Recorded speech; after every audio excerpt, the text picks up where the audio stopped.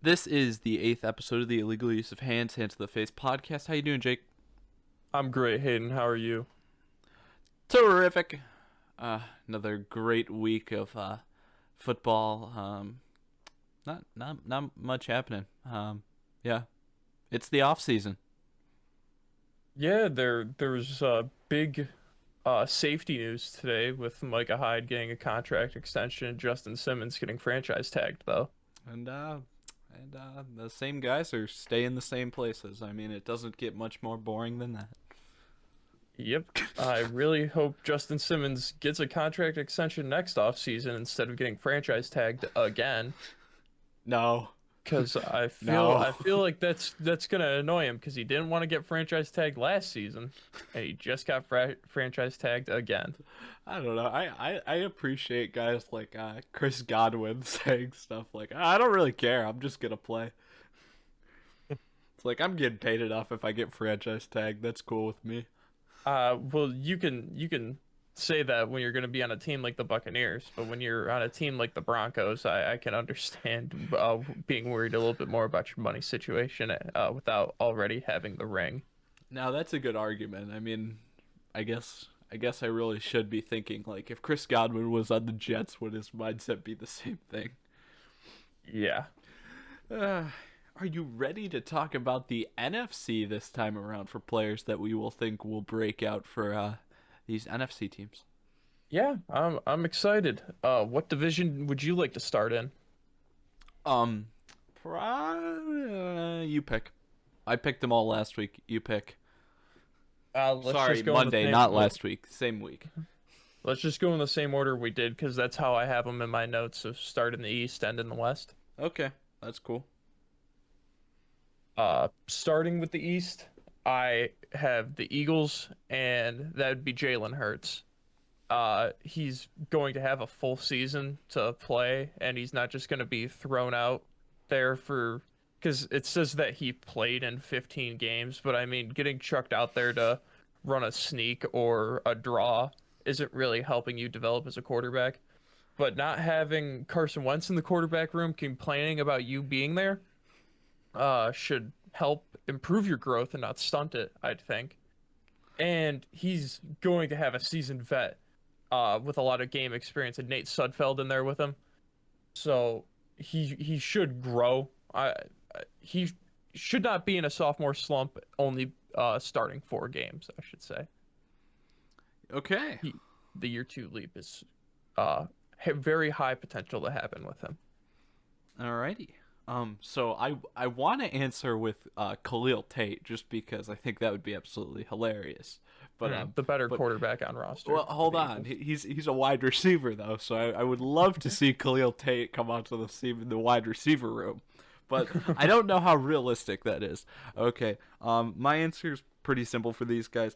Alex Singleton had a great season for them last year, but he hmm only started 11 games. I bet if he starts all 16 games, he's a baller at linebacker, and he'll be probably at least looked at like a top 10 guy in the league. I mean, he played extremely well last season, so being able to actually, if he got to start all 16 games, I think he'd really show out. Yeah, I agree. Righty, next team. Who do you got? Uh, I've got the Dallas Cowboys, and with the Dallas Cowboys, they need this guy to have a jump like his big brother had this season or last season, and that's Trayvon Diggs. They used a second round pick on him, and the Cowboys defense is kind of not great, but their team as a whole is kind of not great. No, their So defense was pretty bad. yeah, if they can get more production from him, which is insane to ask because in his rookie season he had 3 interceptions. But if they can get even more production from him, which is very possible because he's going to establish himself as the number one corner on that team. Uh, he's kind of like a do it or can do it all guy. He's getting interceptions, forcing fumbles, getting sacks, up there in solo tackles too. Most of his tackles are solo tackles. You expect that for corners, but he very high, 50. Uh, yeah, teams are going to be targeting him still, and he can make them pay, uh, because he has not established himself as a shutdown corner yet, and So he could show that next season. so is his name Trayvon or Trevon? Because I thought it was Right. Trevon. I've only heard it as Trayvon. I thought it was like Trevin. I've Tre only heard people say it as Trayvon. I may be wrong, but that's the only way I've heard it. Not like you know what I'm saying? Not like that long e sound, but like not really a short like Trevon. Like not a strong Trey, but just Trevon. Uh, like I said, I've only heard it one way. I may be wrong. Okay, well I picked him too. He's Okay. yeah no, he's well. I mean, this is gonna be epic. I don't think when did we play the Cowboys last? Oh, they're gonna have that weird extra 17th game though. Oh, but we were Hmm. first place finishers, so yeah. I don't. Yes, so Uh, we'll I get the don't. football team. I don't. Yeah. I don't know who we're playing or what divisions we're playing next year. I don't think it's the NFC East. Is it? It Whatever it it is. could be. Whatever. I've only heard rumors of what it would be, and I heard that it was just going to be matching up each division, the East, all that. Oh, So okay. Well, all I know is that I am going to be very excited for when we finally get that Stephon Diggs versus Trevon Diggs matchup because he's a good player and it's actually going to be really interesting seeing two brothers be on opposite sides of the ball, but like directly across from each other because I think he's like the number one corner on that team. Would you disagree? no, yeah, he definitely is. He definitely is. Yeah. And I understand why you're hesitant to say the Cowboys defense was bad because they really do have so many names on that defense that it's like how can they be Hmm. bad? But no, they were freaking atrocious. Like especially at the beginning of last year, it was awful. It was terrible. They got it together later, but I mean, man, for what they've got on that defense, that's pretty embarrassing. Yeah, they should be able to get their mojo back next season. When they do, it should benefit the the younger Diggs uh development. Yeah. Okay. Next team Uh for you. uh the Giants, and I chose Caden Smith. Do you know who Caden Smith is? Uh, yeah, I definitely know who that is. Yeah, yeah, I know. Okay, so you know he's their backup, or he's their tight end too, I should say. Yes, yes, I knew that. I knew that. I he received he played in more games than he did last season. He's been in the league for 2 years. He's 23. He received or played more games, received half as many targets. I don't know why. Dan or maybe Danny Dimes just doesn't like him, but the guy has hands and can actually catch, so I think that gives him a benefit. And I could see the Giants moving on from Evan Ingram this offseason because of his drop problems. Or not even drop problems, just not even being able to catch the ball problems. Uh, if that happens, Kane Smith could benefit largely. It's really Even if they don't, I don't understand why in the offseason you wouldn't give the more sure-handed tight end a better look and give him more opportunities in the actual season than your stud athlete at tight end but can't catch anything. yeah, it's really weird. In recent years, it feels like the tight end drop rate has went like through the roof, while the wide receiver drop rate has kind of like either stayed the same or gotten better. But it feels like tight ends are just dropping way too many passes nowadays. Yes. And it's funny because every single commentator you hear, yeah, in college they only have these guys working on catching the ball. They don't have them working on blocking at all. And that it just seems like the opposite, at least when you see guys like Dawson Knox and Evan Ingram Bricks, out there bricks. that are like decent, not even decent, great athletes at the tight end position. It just can't catch the ball. Oh my gosh, it's terrible. It's honestly so tough to watch sometimes. My guy for the Giants is Tay Crowder. And I'm pretty sure he was another. Man, he's one of the ones I'm having trouble recalling why I really picked him. But I think he looked good for like his stats, but his season may have been limited in time played, and he it's just he they don't, even though they had like a good year on defense last year, it seems like they've still got kind of like a almost like a nameless bunch on defense, really, and it seems like he may be one of the few guys that could actually step up and start to be more well known for those guys. Linebacker, I just like him. I don't know. Yeah, that defensive squad as a whole is kind of just a lot of. Well, I mean, besides Blake Martinez, not really anyone that you can think. Maybe, Leonard Williams. yeah, Leonard Williams. Like, But besides that, it's no. just Yeah, oh, it's a Jabril. lot. All right. The more I think about it, the more guys I can name, but it's not like stuff that comes right away. Jabril Peppers and Yeah, but yeah, but even still, it's like he's the one in the secondary. Like, like who's the, yeah, oh, they got Logan Ryan from Tennessee, who I really like too, but oh yeah, yeah. he's a good player, but I mean, yeah, no, it's not many. It's like five guys, like max. hmm Yeah, and it's weird for how like good that defense is. That's just you haven't really had a younger guy. Yeah. Uh, Meanwhile, the Cowboys are the exact opposite. We can name everybody on the defense, and they suck, so yeah. it doesn't really matter.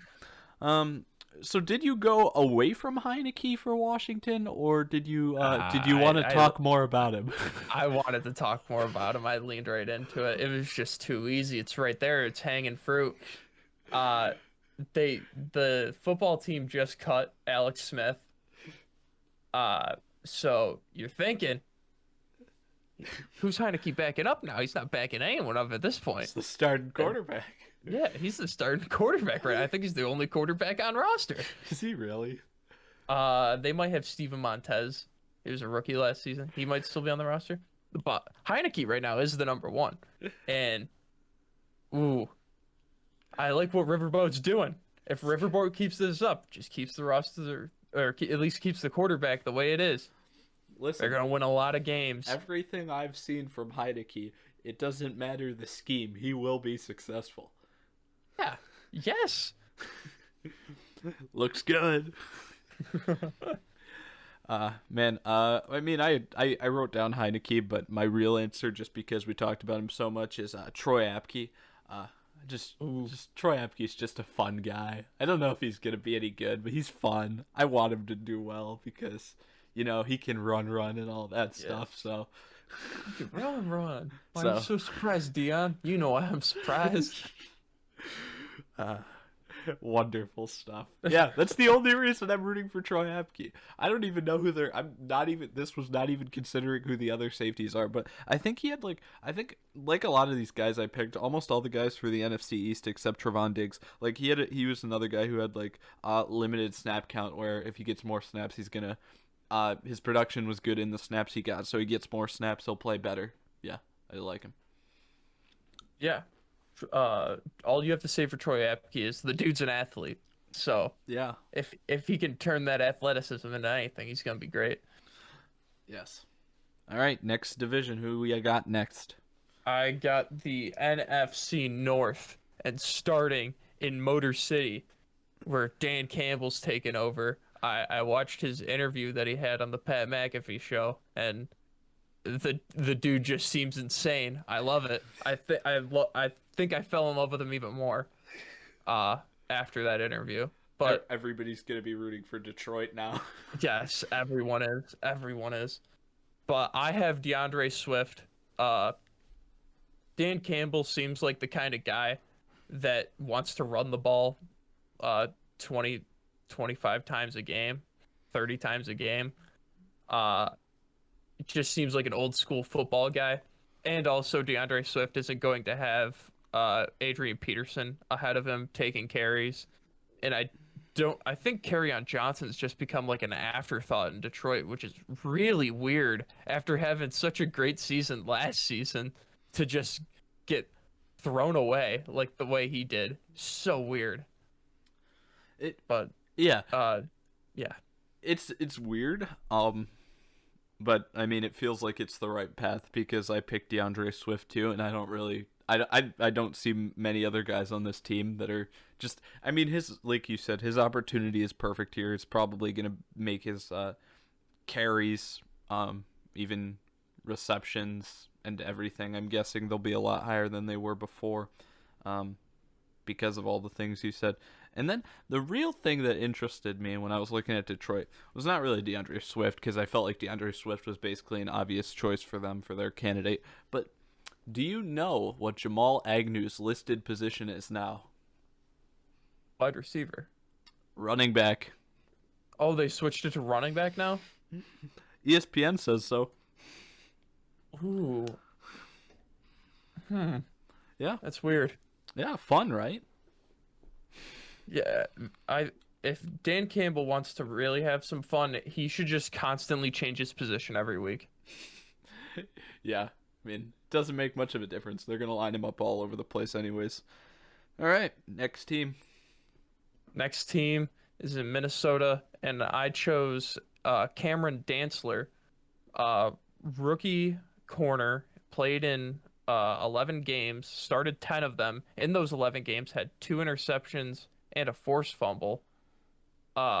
He seems like he was one of the better corners selected in the draft last year, but just because he didn't play in all 16 games, he didn't get the recognition he really deserved. And also, he's playing in Minnesota. So that's going to stunt any guy's real, well, unless it's Justin Jefferson. Uh, Wow. Wow, I didn't know Minnesota was a place to go to die. well, I mean, no, I didn't even know this guy existed until I looked up. I went on like Minnesota's I can't remember what website it was, a website that writes blogs for Minnesota, and I looked at breakout players that they had. I was reading through them. This is like the guy at the bottom of their list that was like, this is the least likely guy to break out. And I looked at his stats and I watched some highlights of him. Dude looks really good, and I don't understand why more people aren't high on him. And it just seems like, oh, he only played in 11 games, but he got 2 picks in 11 games in his rookie season. And he's going against Adam Thielen and Justin Jefferson every week in practice, so that's only going to make him better. Well, I mean, if yes, I agree with that last point, but if you look back at what I said about the Minnesota Vikings last season, you would know that I really did like Cameron Dantzler, and that I selected him as well for this. But Mm. but but I liked him a lot before. The thing that's kind of bothering me is the fact that Cameron Dantzler is playing so well on this team. And he's my guy I picked because I really like, based off what he actually did in the NFL, he did a lot better. But my favorite cornerback in the draft last year was Jeff Gladney, and he is also on the roster, and I'm kind of upset that he's not playing well, so like as well as Cameron Dantzler. I liked both of them coming out of the draft, but I liked Gladney more, and I'm mad that Cameron Dantzler's outplaying Gladney. It's kind of ticking me off, but it's okay. I mean, I'll get over it, but Dantzler is the breakout candidate because he did play so well in his limited role last year, and if he plays the whole season, he'll play extremely well. Yep. Moving on to Chicago, I have Darnell Mooney. Uh, really one of the bright spots in that offense. Like, or Allen Robinson's always going to be a bright spot. That's just a given. If he sticks around. If he's not going to though. He he wants to be broken off. He wants to get paid and also get out of Chicago. Man, So we just gotta see what happens with all these weird quarterback things that are gonna eventually, people are gonna change teams in these quarterback departments, and when they do, we're gonna have a lot of interests from wide receivers potentially change. And I think yes, that's why Robinson maybe hasn't hesitant. flat out said that he wants to leave Chicago yet because Yes. they might land a Yes, big name because quarterback. if Deshaun Watson ends up in the building, or I mean, even like if Alex Smith signs there now, like I feel like that improves the situation from what it's at. But I know that may be more difficult than meets the eye. Yes, and that's I picked Darnell Mooney because he benefits kind of either way. Uh, if Allen Robinson stays, but they get a new quarterback, uh, he's actually He's you still can gonna see be a whole just as wide open. yes, you can see a whole compilation on YouTube of him getting overthrown when he has like 15 yards of separation, and it's a walk-in touchdown. He had he had 4 touchdowns this season, and he probably could have had 12 just because Nick Foles and Mitch Trubisky couldn't hit him when he's wide open. Yeah. So if he probably gets any other quarterback in there, he's going to go up in touchdowns. Uh, and if Allen Robinson stays, that still is taking pressure off of him to get the number 2 corner on the team or the number 3 corner in some situations, and still break away, get open, score. So that's why I have him as my breakout candidate. Yeah, I don't think that you can. Yeah, if there's anybody on like that we talk about today that feels like it's almost like a lock for just like improvement. At least me looking at my list, I feel like he's got to be like the lock. Yes. But I also have one other guy listed for the Bears, so I'll talk about him instead. But first, let me talk to you about one of these fun notes that I have about the Bears. Okay, first off, did you know that Manti Te'o is on the Bears roster right now? I had no idea Manti Te'o is on the Bears roster. Okay. How old is Manti Te'o? Ugh. It's gonna be one of those weird things where you see like you gotta guess. you see it's like you see Josh Gordon and Johnny Manziel in the fan control football league, and you're like, oh well, and then you see that they're both 29, and you're like, whoa. Josh Gordon was literally balling in the NFL 8 years ago. Manti Te'o, is he like? It's gonna be. Is he 28? Okay, now that you have that guess in, how old do you think Bobby Wagner is?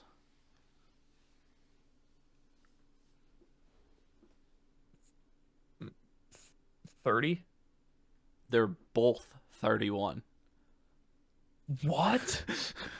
Yeah, at least if I'm remembering correctly. Remember, we did all this research before the Monday video, so I had to remember over the past 5 days, but yeah, pretty sure they're both 31. Jeez. That's wild. Uh-huh. I said Manti's like younger because I just didn't want to be wrong. But if I would have guessed Manti's like 33 or something. It just feels like he's been in the league forever. It's the same as Bobby Wagner. All right, my guy, instead of Darnell Mooney, is gonna be Jalen Johnson. I really like him because I think he's a good player already. But the thing that I like about him in terms of why I pick him is probably because just the defense around him feels pretty strong, and having that defense around him will probably help him a lot, whether they're getting to the quarterback quickly, pressuring throws, hitting the quarterback while they're throwing. I think that will make him a better player, potentially force more turnovers to come his way, and even if that's not the case, I think he's a good enough player to play solid coverage and do well, but I think the fact that he's on that defense will make him stick out even more. Yeah, I agree. I remember watching a couple Bears games, and he kind of stuck out on defense. Mm-hmm. What you got for the Packers? If you you have picked the same primary candidate for every team in the NFC North so far, as me, and I'm guessing that the Packers is the one that I probably would have thought is the most obvious in this division. So even though Darnell Mooney is obvious, I think Jalen Johnson could have been another pick that was actually kind of out like pretty easy to select. But I think the Packers one is the easiest one. So I'm guessing this may be a clean sweep of the division. Maybe. I picked Alan Lazard to be my breakout Thank you. candidate for the It's not a Packers. clean sweep. It is not. Thank you. I expected Alan Lazard to have a huge jump from from 2 seasons ago to the last season. It kind of disappointed me. The Packers didn't go out and get a target or another target in the draft for Rodgers, which would have moved Lazard kind of down in the depth chart, but they, keep it the way it is. But Devontae Adams just hauls in more targets, and Alan Lazard also got hurt for a little bit for a little stretch there, and he only played in 10 games. But those 10 games he produced like he did in 16 total games last season, which is another reason why his production was down. Same amount of touchdowns, less targets, less receptions, only like 20-ish yards less. If he plays a full 16 games and is healthy, I can see him getting up there, like establishing himself as the number two option to Rodgers and passing. Well, not even passing, because I feel like for him and MVS and the other guys that are not Devontae Adams, they're all like there, and someone needs to establish themselves as the second wide receiver on that team, and Alan Lazard can definitely do it. He's the biggest body on that. Everything I'm saying, besides Devontae Adams' biggest body, has the most sure hands out of anyone in that receiving room besides Devontae Adams. Yeah, I thought that guy was going to be Jake Kumaro for the Packers last season. uh, oh my gosh, I'm just so happy that you didn't pick the same guy as me. So Who'd happy. you pick? Who'd you pick? I got AJ Dillon. I Ooh, am yeah. I'm so excited for this. Um I think Aaron Jones probably if he doesn't, then that screws me, but let's hope he does just for this reason. Okay. Aaron Jones heads out the door, right? And then we've Hmm. got RB2, Jamal Williams, right? Right? I think he's sticking around, but that's okay. That's okay because he's our receiving threat. So he's getting in the game to catch passes. But we want a guy who can run fairly downhill. And that's going to be AJ Dillon, Mr. Tree Trunks for Legs himself. Oh my gosh. If there's like what's funny is like you go through and you watch these guys college highlights whatever from seasons before and last year, like I remember watching a lot of the top guys and having thoughts about them because you're just so impressed by the plays they're making. um and then when you find those guys in the late rounds that are like just absolutely like dominating at their position still, it's like this is awesome, this is so exciting. And AJ Dillon, like I said, tree trunks for legs. Like nobody could tackle him in college. Nobody could. He's at Boston College, and then I think he was actually the one who posted like something on social media recently, and I was like, I know, I remember you. In like they talked about it was like I don't know if Saquon and somebody else, some other running back, were in an argument about whose thighs were like the strongest. They were posting pictures and videos of it, and then AJ Dillon just posted a video of him getting out of a hot tub, and it's like his legs are just absolutely massive, and it's like it's amazing. But yeah, I think Aaron Jones leaving, he's gonna be the new downfield runner for not downfield runner, downhill runner for the Packers, and Jamal Williams can stay as the receiving back. But I like AJ Dillon a lot, just because I think he's going to be great. Anytime needs to make contact, he'll be pushing for extra yardage, and like I said before in some of the past ones of these, is that we're rooting for the guys who are the strong running backs or the power running backs that we don't have much of anymore because everybody's seemingly going to the elusive style. So go AJ Dillon. I'm a big fan. Yeah. Yeah, I love AJ Dillon. Moving to the South now, and the Atlanta Falcons.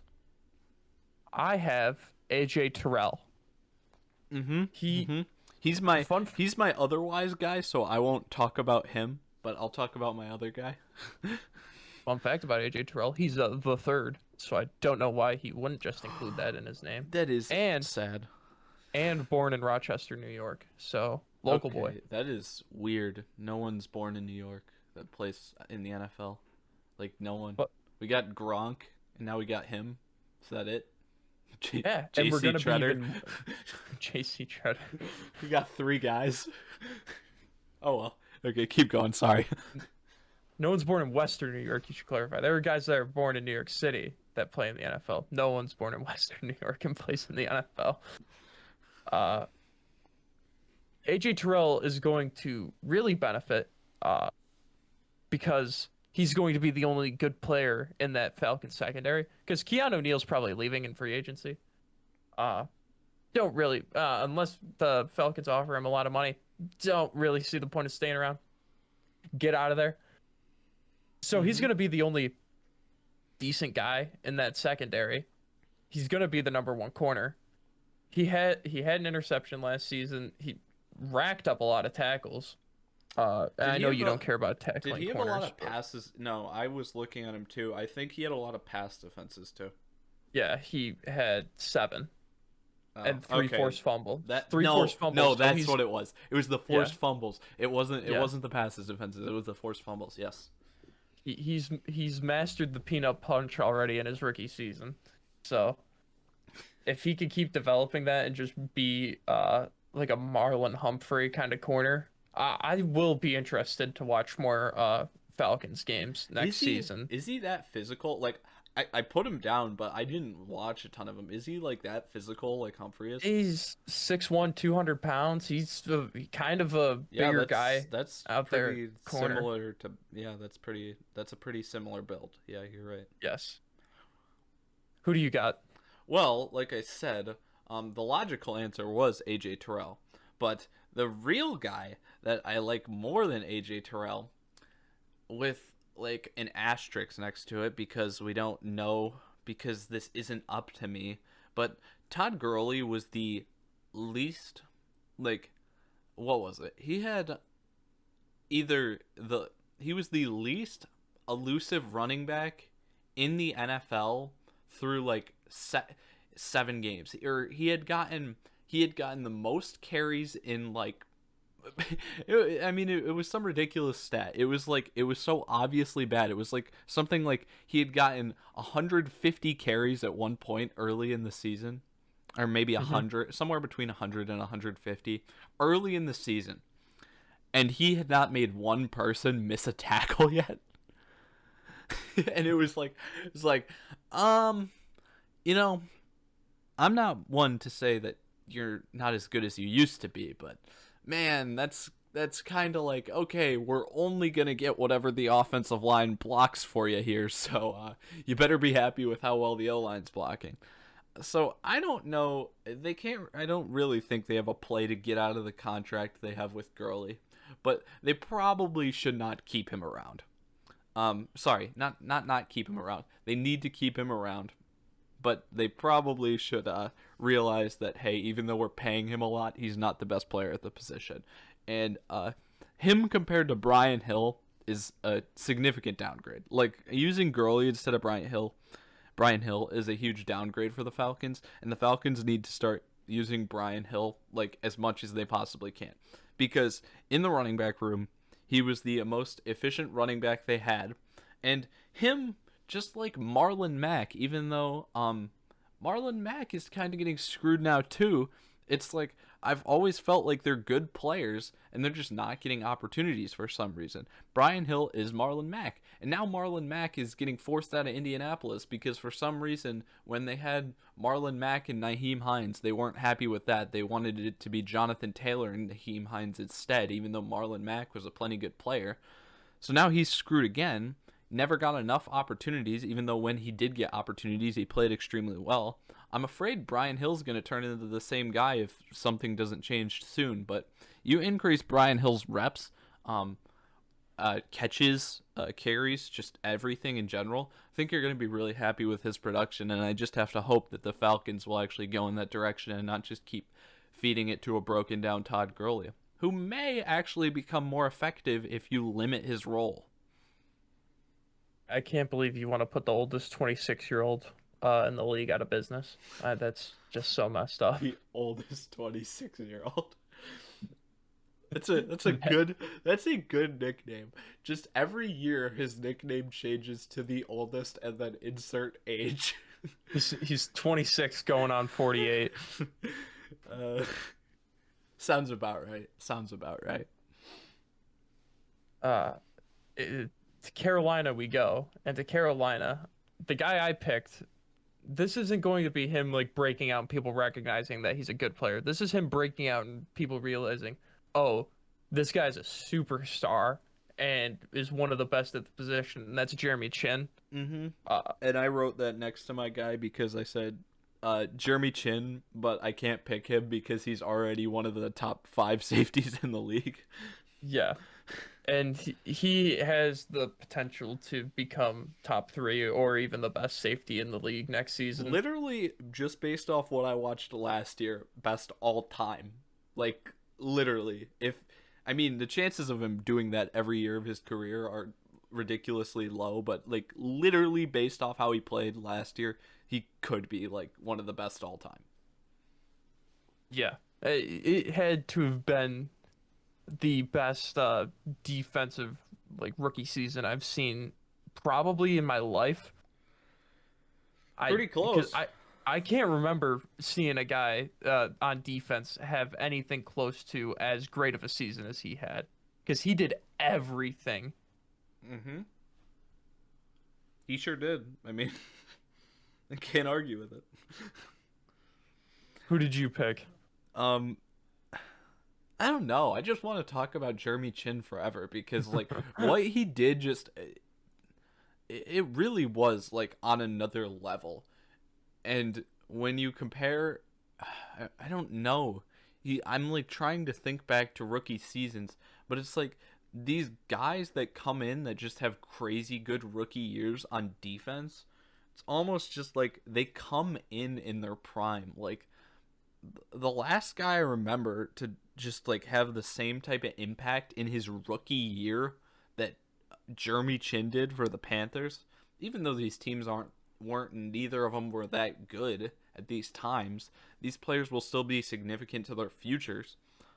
It's not like getting a quarterback or some other position that literally can change your entire franchise. But I mean, being great at your position is what you have to do, and that's what he's doing it just like Patrick Peterson did back in like 2011.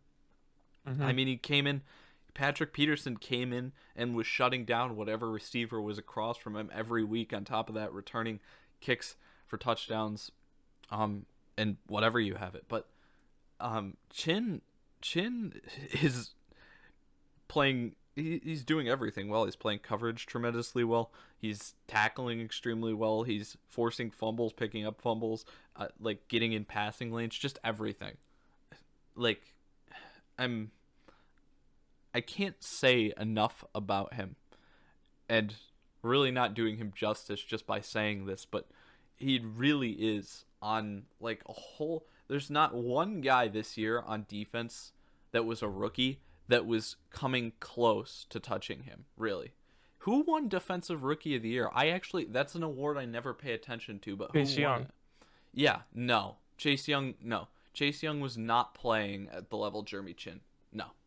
I'm not okay. Like everybody was in love with Chase Young, and I still just see him run around tackles, and for some reason being fast is like some great trait. Like okay, just get a 200-pound left tackle that can kick slide faster, and we'll probably be fine. Because Chase Young is doing something that, sorry, Jeremy Chin is just yeah, I want to give him Defensive Rookie of the Year. It really was crazy. I can't say it enough. I'm sorry. Um, Derek Brown is the guy I actually picked because, like I said, Jeremy Chin, in my opinion, is already on that superstar level. But Hmm. um, yeah, Derek Brown, a guy I really liked in the draft, and then really did not have a lot of opportunities to play last year, but really didn't do much with them. So I mean, really, just from who's on the team, guys that I really liked actually coming out and starting to play at a much higher level. Really the only option for me to pick was Derek Brown because I didn't feel that like there was any driving force for any other guy on the team. Like I didn't have any what do I want to call it? Almost like reason to back up why anybody else would be able to take off and have a breakout season.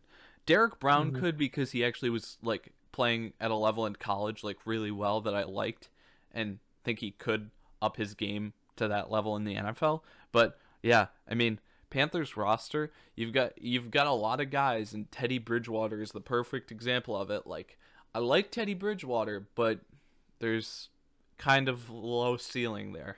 And it Hmm. it feels like just when you were looking at the roster, it felt like there were a lot of guys with low ceilings, except Jeremy Chin, best all Yes. time, Yes. and McCaffrey. Like, there's a few guys that are just absolute studs, and then a lot of guys with like low ceilings. And I guess I should throw like Brian Burns onto that list too, of with Jeremy Chin and Christian McCaffrey are like the really high level guys, but the rest of them it feels like you got a lot of low ceilings around that team, which is kind of tough to deal with. Hmm. The Buccaneers. Yeah, sure. Uh, I looked at the Buccaneers roster and I was really struggling to find a guy that wasn't Tristan Wirfs that I was saying could have a breakout season. That's fine. And then I realized Vita Vea is only going to get better. He played in 5 games or last season and had 2 sacks in those 5 games. That's Yeah. insane from a nose tackle. He played a full season 2 seasons ago, and he got 2.5. And before that, he was uh 3 seasons ago. He wasn't the nose tackle because they ran a 4-3. Okay. So he got 3 sacks, and then they changed his position 2.5. Played in 5 games too. I cannot wait to see what he does now, in year 4 with a consistent defensive scheme because Todd Bowles is a genius on defense. Uh, not a good head coach, but he's great defensive coordinator. Uh, Hey, I mean, don't say that. He only got a shot with the Jets. That's and he kind yeah, of he kind of did the best. Like post Rex Ryan, he's done the best for the Jets that they've had. So yeah, but that just I already fault your decision making as a head coach. If you decide that you want to be the head coach of the Jets, yeah. Well, what if you have no other options? well, I I'm mean, sure it was Salah's only option, right? yeah. It was definitely So Salah's only option. so Salah sucks. That's what you're saying. Probably. We got to find out, see what Salah does in late game situations if he uses that timeout or not. No, I See how want his the all out decision making blitz. is. I want the all out blitz. I love I it. want, I want the zero blitz, but I'd call it again. oh my God, Vita Vea uh is going to break out. He's one of the better young pieces on that defense with Antoine Winfield, and yeah, that's about it. It's weird to say that he's a young piece going into his 4th NFL season, but he Yeah. is. So for the Buccaneers, my breakout player is Tom Brady. Or I mean LaShawn McCoy. I mean Gronk. I mean Antonio Brown. I mean Mike Evans. I mean Ali Marpet. I mean AQ Shipley. I mean Ndamukong Suh. I mean Jason Pierre-Paul. I mean Levante David. I mean, see, the idea I mean, here is anyone over the the age of the 35 the that's on that idea team. here is like how the heck did they get so many guys that are like it's weird to see a roster in the NFL now that has this many vets on it. That's just why I said all those names. It's weird. It's they were actually the last team I picked players for, which made it even more like I went through every other roster of every other team before this and I was like, "Holy crap, they got so many names that have just been around for so long." It was weird. But the guys I actually picked because like you said, we can't really pick Antoine Winfield either because his playoffs were amazing and he's another guy that I'd probably put ahead of Chase Young but not ahead of Jeremy Chin in terms of what he did this season. Like two really impressive safeties we got in the draft this year that really weren't all that highly touted like before the draft actually. And uh Yeah, Antoine Winfield. It may feel like he was closer to Jeremy Chin than he was in my opinion, but he did get 4 more games to play than Jeremy Chin, and I think if we saw Jeremy Chin in the playoffs, a lot of people would have another reason to recognize him. Um, but no doubt, Antoine Winfield also like one of the top tier safeties in the league, but I didn't pick him for that reason. So they've basically got the D line, the linebackers on this team, and the safeties figured out. And really, the only guys you can look at for the team that are like breakout candidates that are like, I really don't recognize this guy is both the corners. So I just picked Carlton Davis and Jamal Dean. They both were already playing well, and I guess just get more recognition now because people will have to recognize the defense as a whole rather than just everybody else on it. But basically, just a recognition thing here because they did both play well last season, and they're going to have to get noticed if that defense plays as well as it did last season again because they played extremely well. Yes, yes, yes, yes. Finishing up the South with the Saints, I picked Adam Troutman, rookie tight end last season. I mainly picked him because I think Jameis is gonna go somewhere else. It's just my intuition I have. So he's And if playing Jameis, quarterback now? who? Adam Troutman. No, no, no, no, no, no, no. Let me complete my thought. Uh, Jameis is going to go somewhere else. So that means Taysom's going to be the starting quarterback. So that means more of Adam Troutman's tight end snaps are not going to be taken away from him. So Sean Payton can have like little kid play with his toys fun, put Taysom Hill out there. You know what makes this even better? Your choice here. What? You do you realize that I don't know what day it was exactly, but I only found this out either today, yesterday, or 2 days ago. So before I made my list, I don't know. You may have already known this, but they cut both the other tight ends that were ahead of him before. I did not know that. Yeah, Jared Cook is gone and Josh Hill is gone. So like, you Hmm. didn't even know that, and yeah, good call here. I like Troutman too, though. But keep going. Uh, yes, I don't You got much good? more to say besides his opportunity is going to be increased if he, especially if he's immediately moved up to number one tight end on the team and he doesn't have Taysom Hill taking snaps away from him. But even if he does at this point, Yeah, no, he's gonna uh, get snaps. There's no yeah, doubt he's he's gonna get going to snaps. be out there because he's the number one tight The end now. the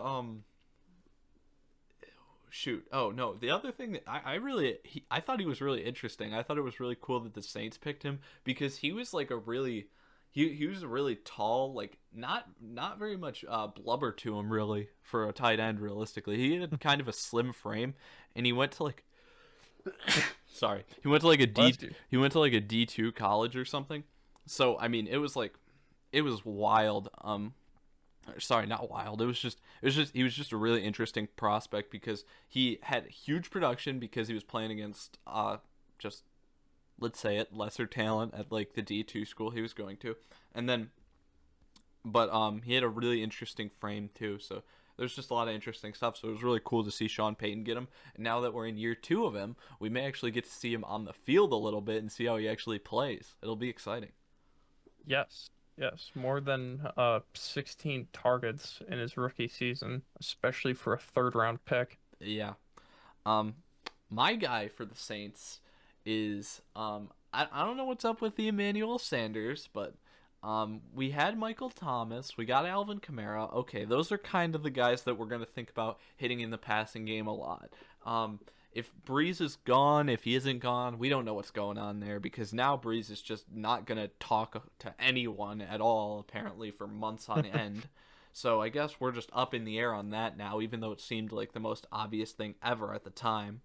Um, but anyways, Taysom will get some snaps here and there at not at quarterback, so we can almost see that no matter what, right? But besides those Yes. 3 guys, I feel like we need another option besides just Adam Troutman. We don't want to put everything on Adam Troutman, so we're gonna need a guy to really step up in that real number 2 receiver role. And You know who I really like, especially if Drew Brees is gone. Especially if Drew Brees is gone. I love this guy by the name of Deontay Harris. He is so fast and elusive and quick.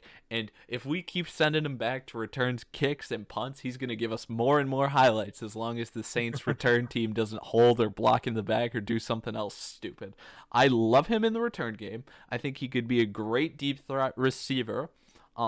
Not, I mean, he can do other stuff underneath too, but I mean, we'll actually be able to stretch really stretch the field if we've got somebody throwing the ball besides Breeze, and that makes him a lot scarier.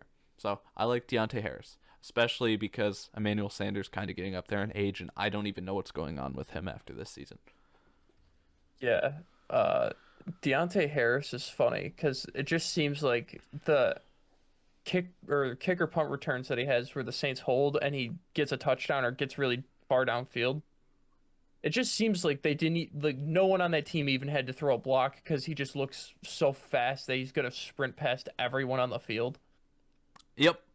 It's like why did you even put your hands on that guy? Just stand still and let him run. Let him go. Just set a bunch of basketball screens. He'll score still. Yeah, just stand there still and wait for him to run around you. Literally. Finishing things off in the West, let's go to the Niners. And for the Niners, I picked Javon Kinlaw. Really liked his tape when he came out last season. Looked like I liked him more than Derek Brown. That's I fair. know. That's fair. uh, No, I know. I agree with you. I just want to like scare you that that we're gonna have to argue. I was like, what? You didn't like Derek Brown that much either. Hey, I liked him, just not as much as Kinlaw. He is going to benefit very much by having Nick Bosa back and a whole defense that isn't just riddled with injuries. Yes. Because he's a disruptor on the inside, but it's hard to be a disruptor on the inside when you got nothing else on the outside to help you. Mm-hmm. And even then, still producing. Had a sack and a half. Also, he figured out the D tackle vet move already of jumping up there, getting that ball and running 27 yards in for a touchdown there. Getting his paws up and bringing it down. Nice. Yeah, the old vet move. Nice. And he tipped 4 passes too, which is really cool. As in passes defended, or as in like just tipped them in, like they still could have been caught? No, passes defended. Defended. So he could have tipped more than that. Yes, could have tipped more. Maybe they turned into interceptions, or yeah. I mean, we didn't watch every 49ers game. We don't know. Maybe it was even better than that. Yeah. Maybe right. They're just not even counting some sacks for him. All right. You want to talk about the Niners? Remember our a few discussions we've had before about who's going to be good teams in the NFL next season, and it's almost like every time for you, I say the Niners, and it's like, oh shoot, yeah, I forgot, or at least that happened once where it was like you were like, oh shoot, I forgot about the Niners being good. Yes. Okay, so here's a great example of it.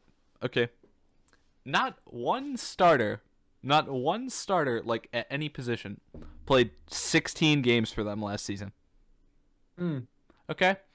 One guy played 15 games. You know who that was? Juszczyk played 15 games. And he may leave this offseason. Every other player on the team at most started 13 games. And a lot more played a lot less than that. That team, if they get healthy, which hopefully this longer offseason, because they didn't have to go to the playoffs at all, will help them get healthy. But also, hopefully they'll be able to stay healthy. And if they stay healthy, they're going to be scary again pretty quickly. Just wanted to say that before I say my guy. My guy for them is Emmanuel Mosley, who will probably become the number 1 corner for this team. Played well before. He's on a solid defense, so he has a solid group around him, and he's a good player, and now he's the number 1 corner. He's going to get recognized, therefore he is their breakout star candidate recognition play type thing. Mm-hmm. Uh, to Arizona we go, and in Arizona, I picked kind of the obvious one, the athletic freak and Isaiah Simmons. They really need Arizona's defense needs to figure out what they want to do with him because I it I have hurts. no idea where he even was last season. I feel like I watched a decent amount of Cardinals games, and I don't think I don't think like I ever went, oh hey, there's Isaiah Simmons once. I don't think I said that once. Because they had him playing like 15 different positions. Uh, it was insane. The guy in his rookie year had no continuity in anything because I don't know if Cliff Kingsbury just thought when everyone was saying, "Oh, he can play every position on the field." I don't know if he thought he was drafting 11 guys with one pick and was disappointed when only one guy showed up at the facilities, but they had no idea what they were doing with him, it felt like. Yeah, jeez, with how everybody was talking him up, he's my guy too because I mean it's so obvious, it's ridiculous what happened with him, um, because it was like, um, it should have been production levels similar to either Chin or Antoine Winfield with like how much this guy was hyped up, and then we got hmm him, and it's like we literally got nothing. I don't know what was up with him because I wasn't paying enough attention to what they were actually doing with him. Kind of just forgot about him after like a few weeks into the season. That happens a lot. You'll get a really hyped draft pick, and then he'll come in, he won't do anything, and it'll be like, well, already forgot about him. And it was weird. But I mean, realistically, if they really are just messing around, moving him around that much, it's a pretty easy answer to me. I would think Buda Baker is the free safety. He is the strong safety. That is the position he should be playing. He should be playing strong safety and no, nothing else. Just either pick that or pick a linebacker spot for him to play. But get him locked down so that he can actually learn it because he obviously has enough athletic talent to do it. And I mean, more often than not, recently we've been seeing that picking the athletic freaks is the right decision. Like if hmm you have an athletic freak there, just pick them and develop them into something great. Um, there's been a lot of success recently with it, so I mean, I would hope for the Cardinals' sake that they can figure it out and get him in the right spot. Yes, and it's kind of discouraging. Vance Joseph is the defensive coordinator for the Cardinals, right? Yes. Yeah, Vance Joseph doesn't really have the best track record with developing talent. Well, So, he was the head coach at one point. yeah, he's not anymore. uh, Uh, Man, you know what's funny about Vance Joseph and being a head coach? The only thing I'm probably going to remember about Vance Joseph as a head coach is the fact that ESPN added that reporter to his first Monday night game named I think his name was Sergio Dip, and he's on the sideline and he's like, and here is Vance Joseph, and as you can see, he is having the time of his life, and here you see him, he is coaching and he is having the time of his life. And that was like his full sideline report. And then they didn't cut to him like the rest of the game. And then he wasn't on Monday Night Football the rest of the year. And it was just like, what is this guy do? It was just, I laughed so hard at that. I was like, what is this reporting? I've never seen anything like this. I don't know how that guy got that job initially. I really don't. That was crazy to me. And that's all that Vance Joseph did as a head coach. So back to Vance Joseph. yeah, uh, he's scaring me because I just don't want them to be like, oh well, we drafted Isaiah Simmons and like top 10. He just didn't do anything.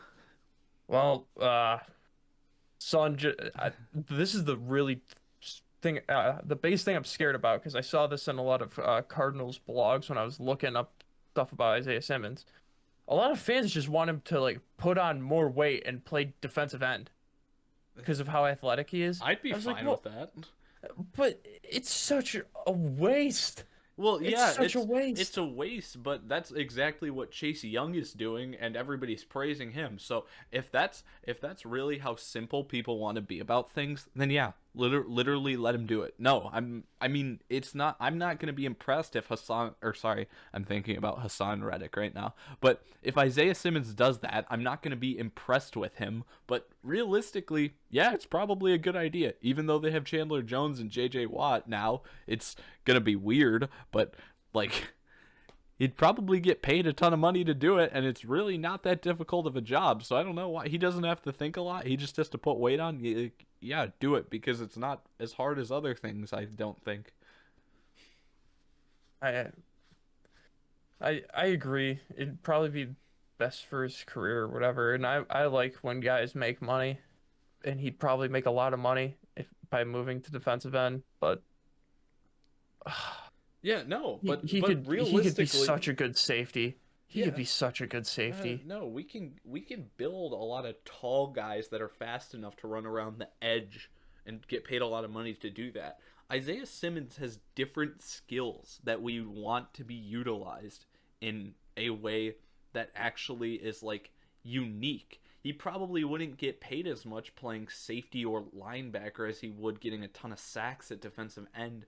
But the thing is that those positions are often harder to fill than defensive end is, realistically. Mm-hmm. And at least from my perspective, I don't know if that's always the case, but surely seems like it nowadays. I feel like there's a lot more no named linebackers I see stepping onto the field every week as opposed to no name defensive ends. It feels like there's a ton of defensive ends getting recognition, or just edge players in general. It's just disappointing that Yeah, that's the no, route they it's could go yeah, no, because it's they not don't going well. because Cliff Kingsbury doesn't want to take any time to really look at the other side of the ball. He's like, I'm an offensive guy. What do you want me to do about it? Yeah, I hope something changes there. We're absolutely on the same page. Also, I'm excited to see where Hassan Reddick goes because, I mean, and especially if they make that Isaiah Simmons decision to just make him an end. Yeah, there's no way Reddick is coming back. But I already feel like there's no way Reddick is coming back because of the J.J. Watt signing with Chandler Jones. So if Reddick isn't going back, I'm excited to see where Reddick lands because I don't know. I've just never I haven't seen anybody recently since Khalil Mack dominate in one game as much as he did against the Giants, and that's just exciting. Like you've got these guys like Chandler Jones who will average like a sack a game like every season for years on end, but I mean someone like Hassan Reddick who can literally go off and just absolutely terrorize a single game. Literally, what did he have in that game? 5 sacks or something Yeah, ridiculous. 5.5, something like that. I mean, like that's insane. That doesn't happen, especially not in this NFL where it feels like sacks are becoming fewer and fewer because quarterbacks are getting into better positions to get rid of the balls or get rid of the ball out of bounds or throw it like at the feet of a running back who's nearby or anything like that. It just feels like sacks are less and less. So getting 5 in a game nowadays is crazy. Yeah. All right. I want to quit talking about Isaiah Simmons because it's just making me sad. Let's move on to the Rams.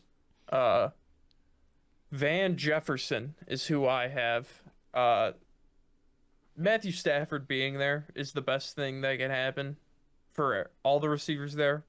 Robert Woods, Cooper Kupp, Van Jefferson, Josh Reynolds. It was between Van Jefferson and Josh Reynolds for me. Uh, I picked Van Jefferson because I think I don't even know what I think because I was looking at him. I watched like highlights on both of them. Like, who's really the better athlete here? And they're kind of like the same person to me, at least. Well, yeah, they just Because want them interchangeable. yeah, That's why I wouldn't. That's why, to be honest, that's probably why I didn't pick either of them as a breakout candidate. well, I've wanted to go receiver here because Stafford is going to have two solid receivers, which really he hasn't had in a long time. Like two established good receivers. He's had Calvin.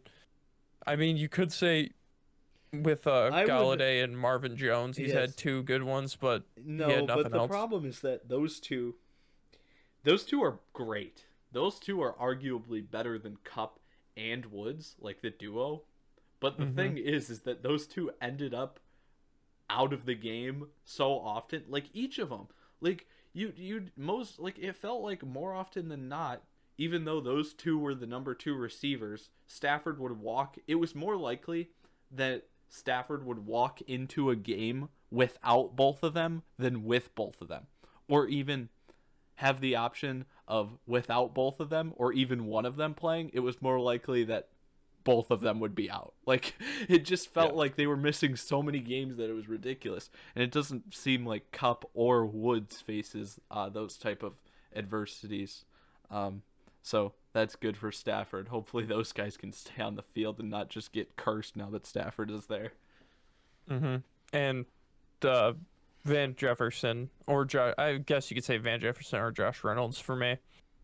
Those guys are going to benefit because they have the two guys ahead of them that are going to be taking up all the attention. And at tight end, Higbee may leave, but Gerald Everett's still going to be there. And Higbee and Gerald Everett to me just seem very interchangeable. Uh, Yeah. If so with those weapons, Stafford should be able to do something with the third receiver on the team and at least get him the ball more than 20 times the whole season, which was Van Jefferson's case. yeah, if the thing is if Sean McVay gets another tight end that he really likes, I think he likes to sit in a lot of 12 personnel sets then. Yeah. Yeah. And that's also another reason I was hesitant to say Reynolds or um sorry, Van Jefferson. yes, Reynolds or Jefferson, because I do think the passing game will be a lot better with Stafford, but I don't think the playbook's going to change, and I think the playbook staying the same limits their outputs no matter what. So Hmm. I think Cup and Woods numbers will probably explode even more than they already were. They were already tremendous, but probably be even better now. And same thing with if Higbee stays, Higbee and Everett will probably look better, and even Cam Akers if he's the starting running back. But I just didn't like any of the pieces on offense enough to say that it was like a breakout because we already consider both their wide receivers studs. We already think Stafford's pretty good. I think Cam Akers may improve, but not improve enough to uh, show anything off. And like just a general increase overall for the production of the offense, but I didn't think anybody would be insane. So the guy I went with is one of my like I feel like I've been crushing on safeties so much recently, but Taylor Rapp is a player that I absolutely love, Uh, and mm-hmm. he's a guy who only got to start 5 games last year, and I think he played 9 total games, and he's a player that every time he's on the field, I notice where he is and what he's doing. He does his job exceptionally well, and had one of the craziest workouts I've ever seen last off season, so that was pretty awesome too. And he's just a freak back there. I love him, and I'll stop crushing on safeties as much. My last guy isn't a safety for Seattle, so won't have to listen to me talk about safeties anymore. All right. Well, let's just go to Seattle and wrap this up then. And Taylor wrap this up. I'm a big Thank pun you. guy, so I like that. All right. Uh, for Seattle, I picked Jordan Brooks. I did too. Uh, I'm just gonna tell you now, I okay. did too. Great. So let's have a little discourse about him. Uh, Seattle needs one of their first round picks to pan out. Eventually, And he may be the first one in about 8 years to finally pan out. I'm just gonna Uh, tell you, he did nothing this year that made me think he's gonna pan out next season, but he's he our he candidate.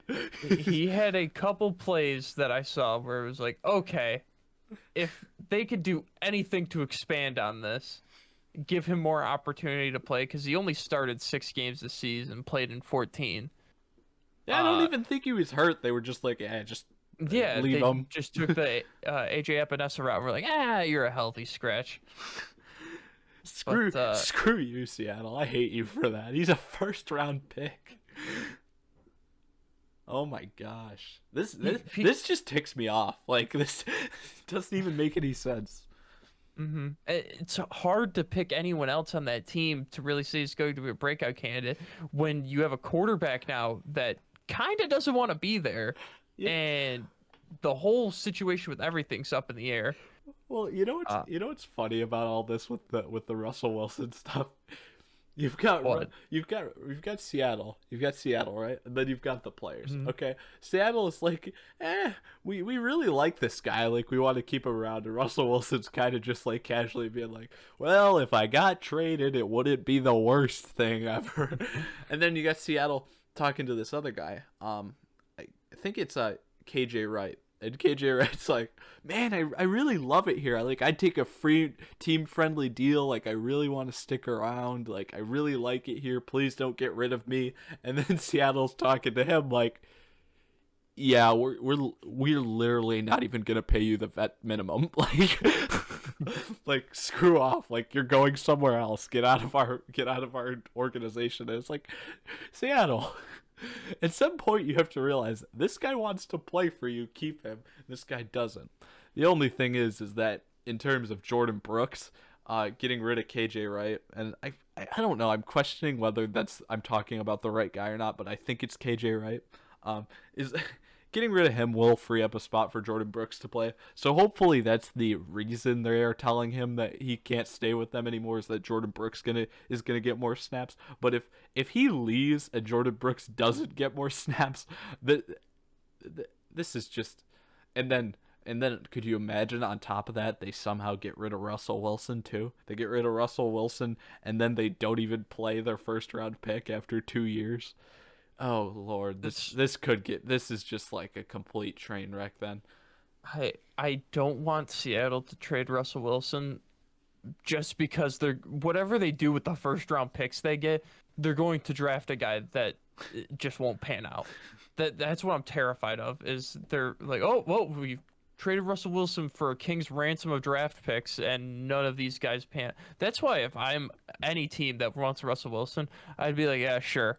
I mean, whatever guy you draft with these picks, I'm pretty sure he's projected to fall the third round, so we could still probably get our guy in the second.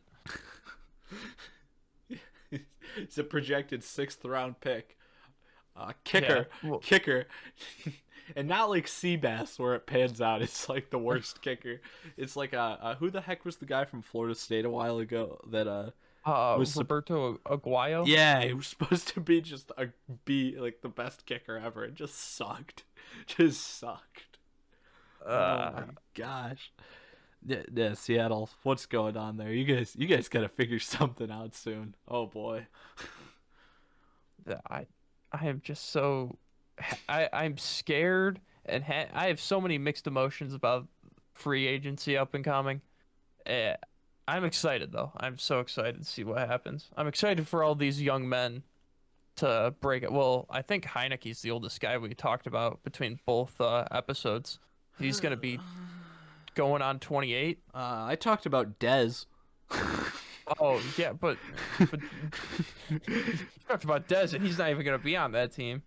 Hey, wherever he goes, he's gonna make a difference. All Yeah, right, Dez is gonna be the breakout player no matter where he goes. you just watch it. You just watch it. Wait and see, buddy. Wait and Yep. see. Yep. Uh, the Bills are in the market for another wide receiver. No, So they're not. Don't put that Hey. false information out there.